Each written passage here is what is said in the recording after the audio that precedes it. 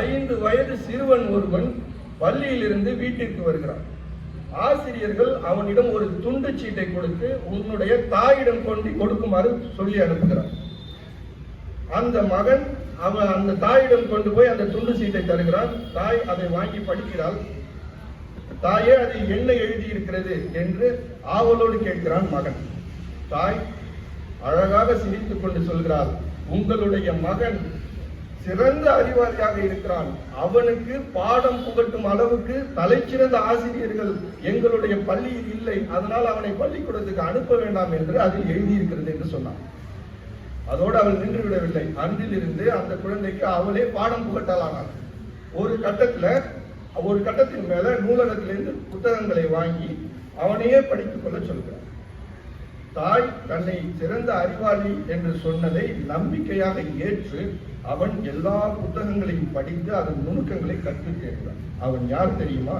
கடந்த நூற்றாண்டின் தலைச்சிறந்த அறிவியல் கண்டுபிடிப்பாளர், இன்வென்டர், தலைச்சிறந்த அறிவியல் மேதை. அவன் பெயர் தாமஸ் ஆல்வா எடிசன். பள்ளிக்கு செல்லவில்லை, பட்டங்கள் வாங்கவில்லை, ஆனால் அந்த நூற்றாண்டின் தலைச்சிறந்த அறிவியல் மேதையானான் தாமஸ் ஆல்வா எடிசன். இன்னும் முடிந்து விடவில்லை குழந்தைகளை. தன் தாய் இறந்த பிறகு பல வருடங்கள் கழித்து தன் தாயின் அலமாரியை அவன் சுத்தம் செய்து கொண்டிருக்கிறான். அப்பொழுது அந்த அலமாரியில் ஒரு துண்டு சீட்டு கிடைக்கிறது. 5 வயதில் ஆசிரியர்கள் தாயிடம் அனுப்பிய அதே துண்டு சீட்டு எடுத்து பிரித்து படித்து பார்க்கிறான். அதில் எழுதியிருந்தது, மூளை வளர்ச்சி இல்லாத உங்கள் குழந்தைக்கு எங்களால் பாடம் புகட்ட இயலாது, பள்ளிக்கூடத்துக்கு அனுப்ப வேண்டாம் என்று. உணர்ச்சி ததும்ப தன் தாய் தன் மீது வைத்த நம்பிக்கையை நினைத்து கையெடுத்து கும்பிட்டு அழுகிறான் எடிசன்.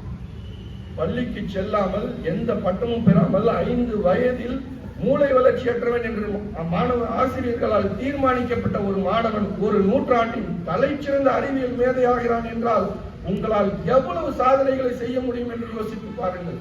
அவ்வளவு சாதனைகளுக்கும் தகுதியானவர்கள் நீங்கள். உங்கள் சாதனை படைக்கும் திறனை நீங்கள் வளர்த்துக் கொள்ள வேண்டும்.